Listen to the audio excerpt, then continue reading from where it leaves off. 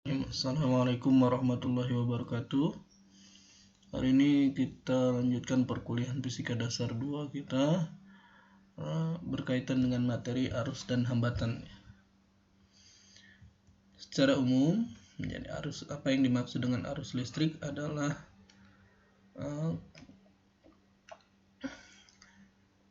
dihasilkan akibat adanya potensial.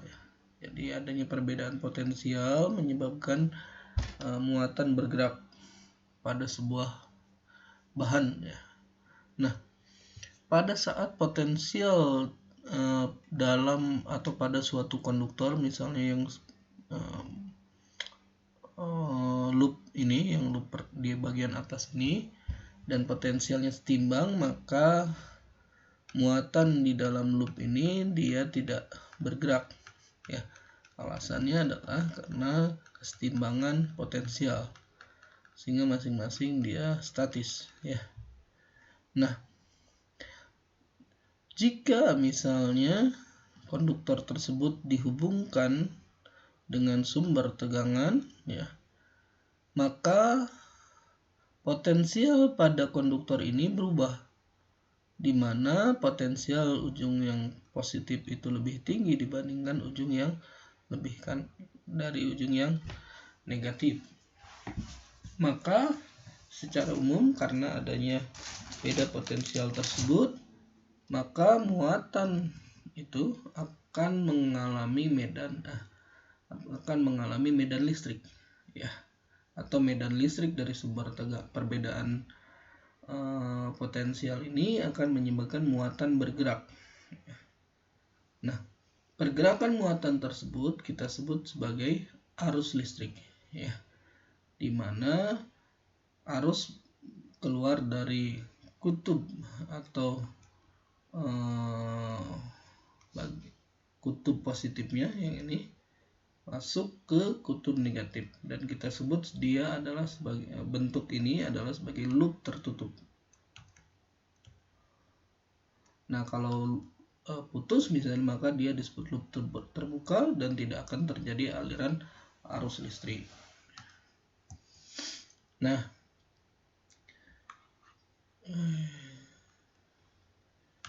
selain itu juga arus listrik dapat dipahami sebagai banyaknya muatan listrik yang bergerak menembus suatu permukaan dalam satuan waktu. Syaratnya adalah permukaan penampang melintang, ya. Jadi ini adalah kawat, kemudian ini adalah penampang melintang A-nya. Maka arus ini dapat didefinisikan sebagai jumlah muatan yang melewati penampang melintang tersebut dibagi waktu, persatuan waktu. Tuh, ya. Nah, pada saat interval waktu yang kecil, dalam artiannya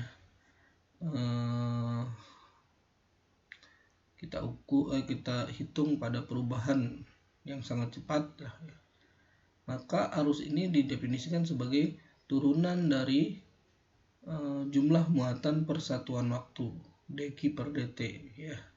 Nah, selain itu juga arah arus listrik diambil sesuai dengan arah gerakan muatan positif, ya, walaupun yang bergerak itu adalah elektron. Nanti pembahasan materi-materi selanjutnya kita akan tahu ternyata ada pembawa muatan positif yang kita sebut sebagai Hall. Tetapi yang kita pelajari saat ini, kita menggunakan atau mengenal pembawa muatannya adalah pembawa muatan negatif, yaitu elektron, gitu ya. Jadi kalau misalnya muatan positif atau dalam tanda kutip, ya, muatan positif bergerak ke sini, sebenarnya elektron itu akan bergerak ke arah kiri, ya.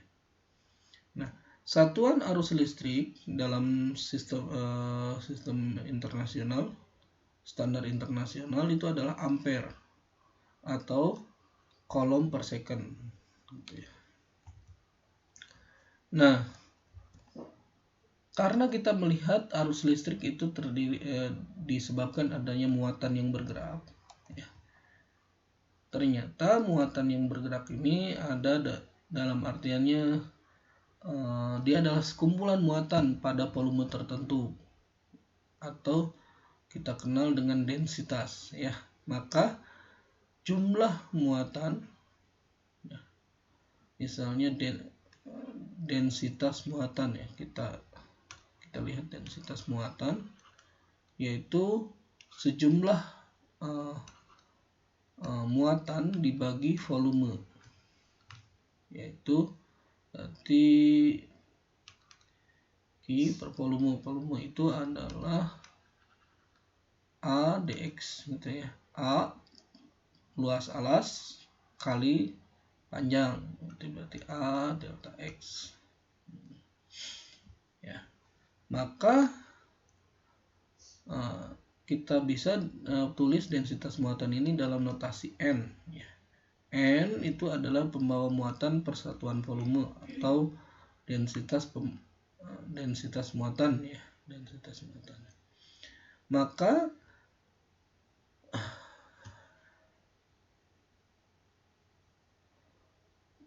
Maka pembawa muatan ini atau dalam bahasa lainnya ini adalah jumlah muatan lah ya. Jumlah muatan yang melintasi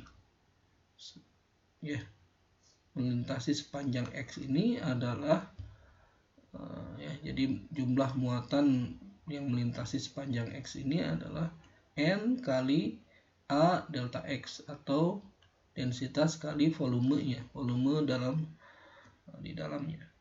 Maka kalau kita ubah ya dalam notasi matematik, muatan total dalam bagian tabung, yaitu tabung dengan luas alas A dan ketinggian itu delta X atau ketebalannya, maka muatan totalnya itu sebanding dengan jumlah pembawa muatan kali besar muatannya itu ya, jumlah pembawa muatan kali besarnya. Nah, sedangkan delta X-nya sendiri ya, delta X-nya sendiri dapat kita definisikan sebagai kecepatan muatan dikalikan waktu delta T. Jadi kecepatan ya, kali delta T. Jadi delta X-nya kita ganti dengan kecepatan kali delta T. Nah, balik lagi ke definisi arus. Arus itu adalah dq per dt ya, delta Q per delta T ya. Atau kita dapatkan bahwa arus ini sebanding dengan densitas pembawa muatan kali muatannya kali kecepatan kali luas penampang melintang ya. Nah, selain itu juga, selain definisi dari arus, kita memiliki definisi rapat arus ya, yaitu rapat arus itu adalah J, kita tulis J itu adalah arus yang melewati luas permukaan A. Jadi arus yang melewati ini I. Maka arus persatuan luas itu sama dengan NQ kali VD.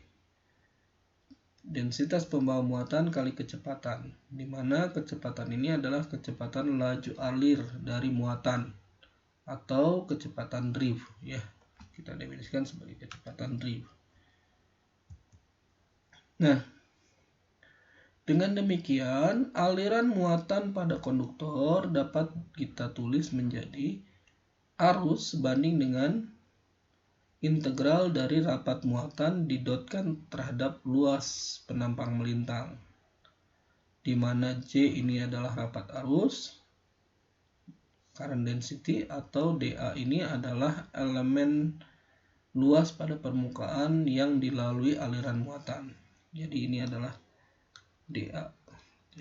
Nanti kita integralkan terhadap seluruh elemen permukaan. Ya, jadi kita nanti akan integralkan pada seluruh elemen permukaan. Nah, jika arus serba sama pada seluruh bagian penampang, jadi arusnya dia konstan dan luas permukaannya juga, dan dia sejajar dengan arah normal penampang, jadi luas penampangnya juga tetap, dan dia tegak lurus dengan permukaan, dalam artiannya berarti sejajar dengan penampang, normal penampang. Maka arus ini adalah rapat arus kali luas permukaan. Ya, dan kita bisa tulis rapat arus ini sebagai yang tadi sebelumnya, bahwa sebanding dengan densitas pembawa muatan, besar muatan yaitu muatan elektron, kemudian kali kecepatannya, di mana rapat arus ini sendiri adalah ampere per meter kuadrat. Ini adalah arus, besar konstanta arus, satuan arus, kemudian ini adalah satuan permukaan meter kuadrat.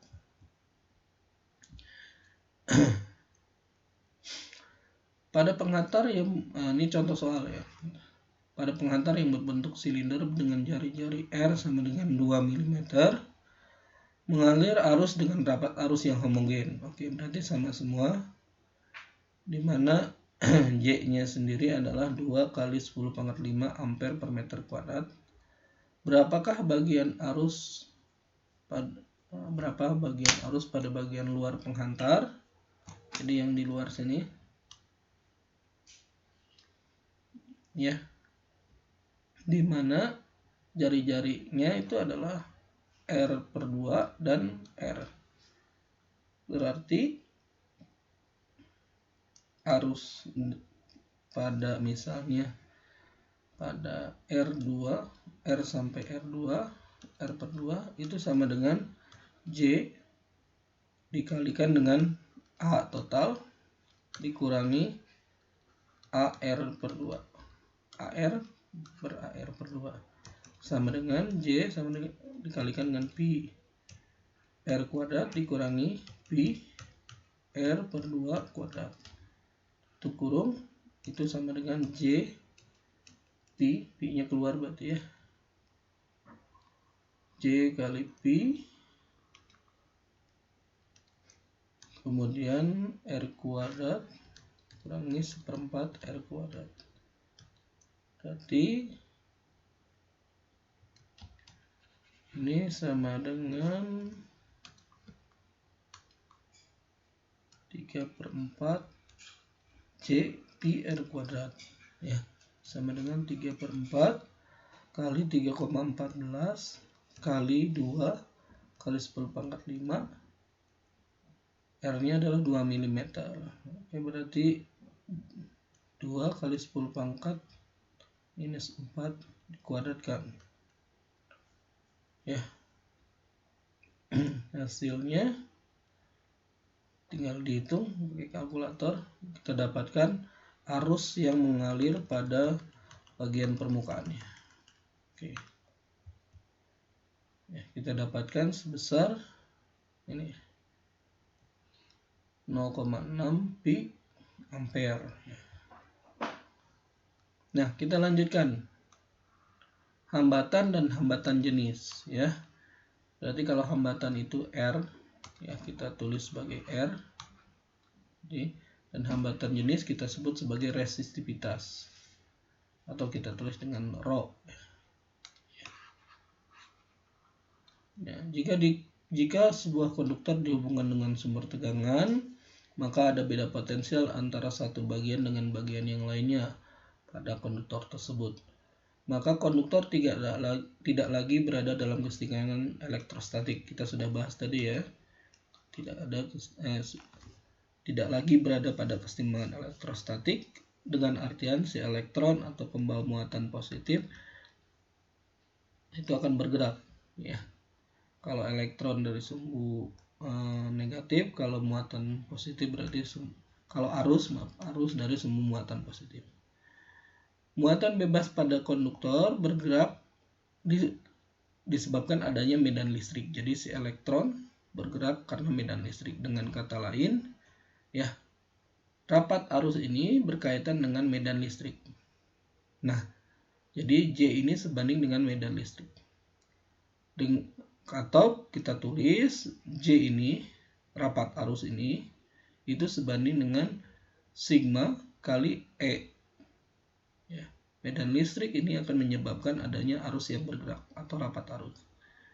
Maka konstanta kesebandingannya adalah sigma. kita tulis dengan sigma. Nah, sigma itulah yang dimaksud dengan konduktivitas, kemampuan konduktor dalam menghantarkan listrik. Jadi kemampuan menghantarkan listrik. Jadi setiap konduktor itu kan berbeda-beda dalam kemampuan menghantarkan listriknya. Dengan demikian konduktivitasnya juga akan berbeda. Nah, jika perbandingan antara rapat arus dan medan listrik konstan, dengan kata lain tidak bergantung pada medan listrik konstantanya, jadi sigmanya itu tidak bergantung pada medan listrik, jadi dia konstan saja. Maka bahan tersebut dinamakan bahan ohmik atau bahan yang memenuhi hukum Ohm.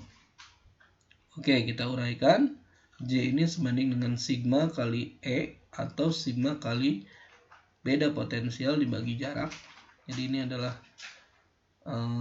sebuah bahan, anggaplah kawat, ada beda potensial VB dengan VA di ujung-ujungnya dan jaraknya adalah L, maka medan listrik yang terbentuk sebesar E ya. Dimana E-nya ini sebanding dengan beda potensial delta V per L.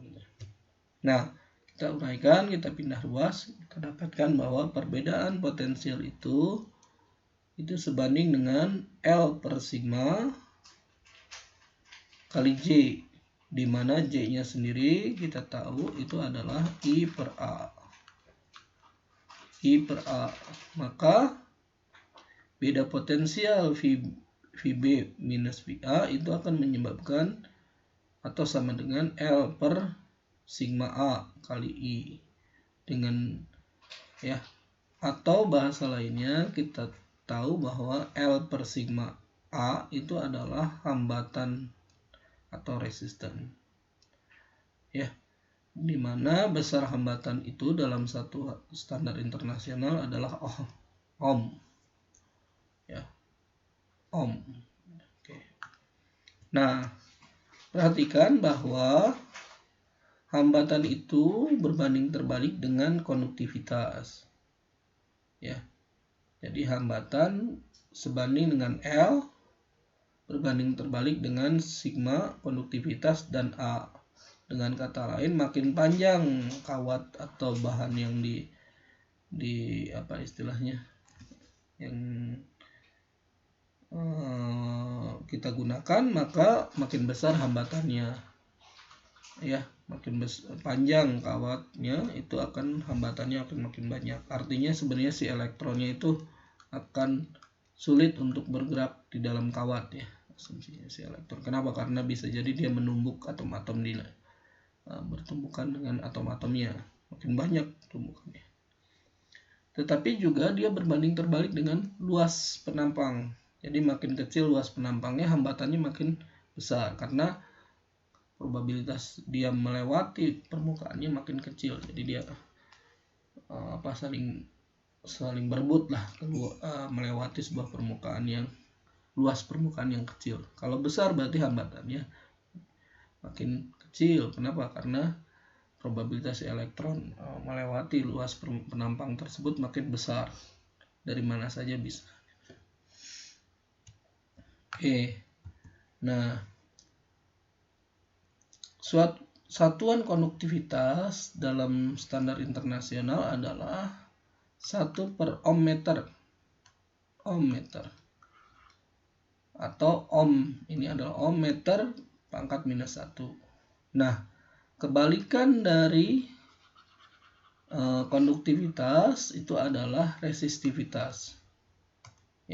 Resistivity atau hambatan jenis, di mana hambatan jenis itu sebanding dengan 1 per konduktivitas atau per sigma, di mana satuannya adalah ohm meter.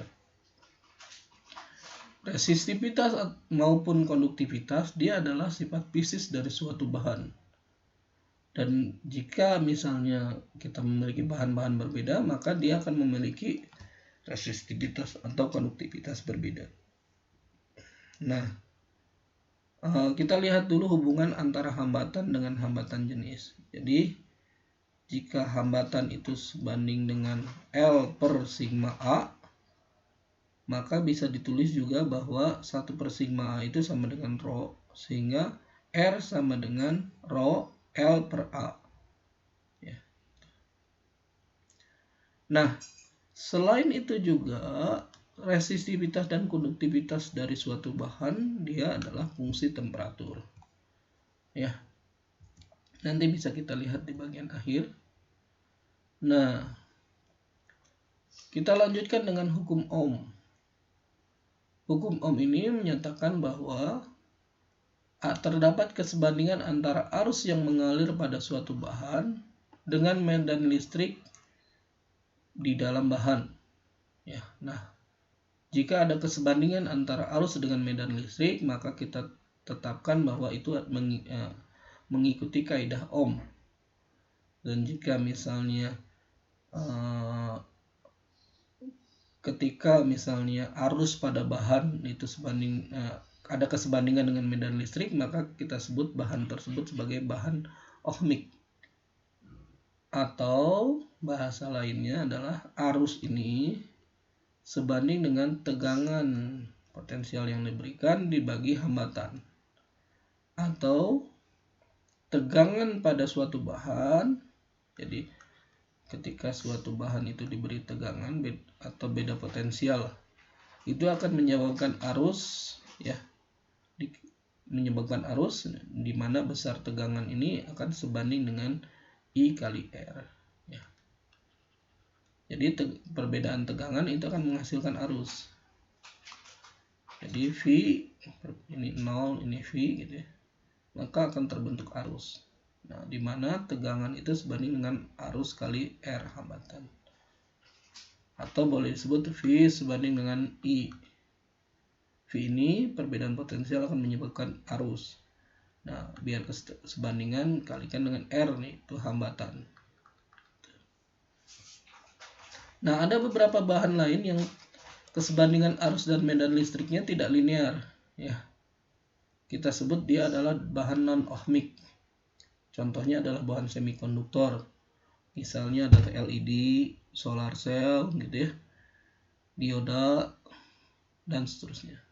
Jadi kalau misalnya hubungan antara I dengan V itu adalah, kalau linear itu berarti bahan ohmik.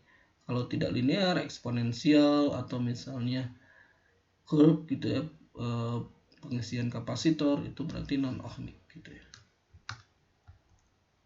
Nah, ya, sebelumnya kita sudah dibahas ada kebergantungan hambat. Jadi nilai hambatan itu bergantung terhadap temperatur. Bergantung pada temperatur. Ya. Kenapa? Karena ini berkaitan dengan elektron bergerak secara bebas. Jadi ketika ada kalor yang masuk ke bahan tersebut, maka si elektron bergerak lebih cepat. Karena bergerak lebih cepat artinya hambatannya itu lebih rendah. Atau kalau misalnya turun suhunya, maka si elektron cenderung diam, maka hambatannya lebih tinggi.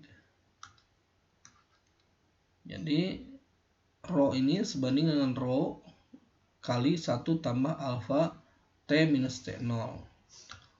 Biasanya alfanya negatif ya. Oke, ini kebergantungan nilai hambatan terhadap temperatur. Oke, selain itu juga pada saat dalam tanda kutip arus ini mengalir pada suatu bahan, pada suatu rangkaian, maka banyak muatan yang bergerak dari satu titik A ke titik B dalam waktu tersebut adalah dq sebanding dengan arus dikali dt. Sedangkan perubahan energi potensial dari muatan tersebut adalah sebesar dq kali V. Jumlah muatan dikalikan tegangannya, yaitu kita bisa kali sama dengan du itu sama dengan I kali dt, ini adalah dq, dikalikan tegangan. Nah,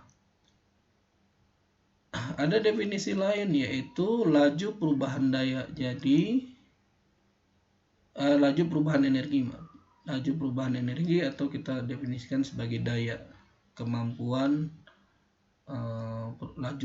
kemampuan penambahan energi atau pengurangan energi ya.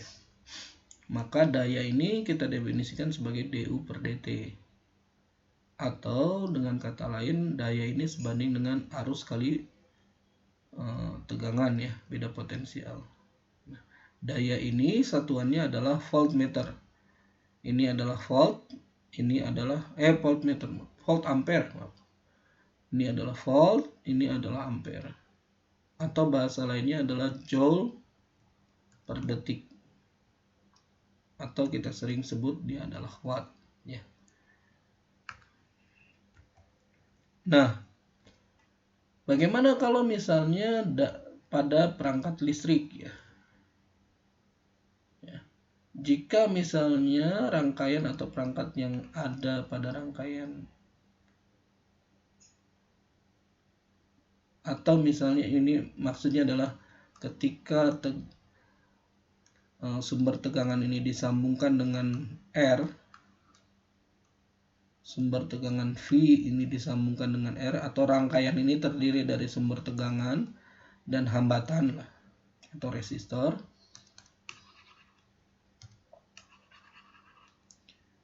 Maka energi yang ditransfer dari sumber tegangan menjadi energi internal di hambatan. Karena menjadi energi internal di hambatan, maka hambatan ini akan mengalami peningkatan temperatur. Ya, jadi temperaturnya naik. Jadi karena energinya makin bertambah, maka dengan kata lain dia akan meningkat temperatur dari resistor ini. Disebut dengan disipasi energi. Nah, laju peningkatan temperatur itu sebanding dengan daya yang diberikan pada hambatan tersebut. Ya, kalau kita tulis, maka daya ini sebanding dengan I kali V, di mana V-nya sendiri atau potensial itu sebanding dengan I kali R. Maka dayanya ini adalah I kali I dikalikan dengan R, atau I kuadrat kali R. Atau juga bisa kita tulis daya ini sebanding dengan V per R kali V. Ini adalah arus. Arus itu adalah tegangan bagi hambatan, maka daya ini bisa kita tulis sebagai V kuadrat per R. Ya. Oke. Itu yang bisa Bapak sampaikan untuk materi kuliah tentang hambatan, rangkaian listrik dan hambatan. Silahkan untuk soal-soalnya dikerjakan. Jika ada pertanyaan maka silahkan ditanyakan pada pertemuan di grup ya. Ini nomor 1, nomor 2, dan nomor 3. Kemudian juga ada nomor 4. Silahkan kerjakan dan itu sebagai bukti kehadiran daripada perkuliahan kita. Terima kasih. Assalamualaikum warahmatullahi wabarakatuh.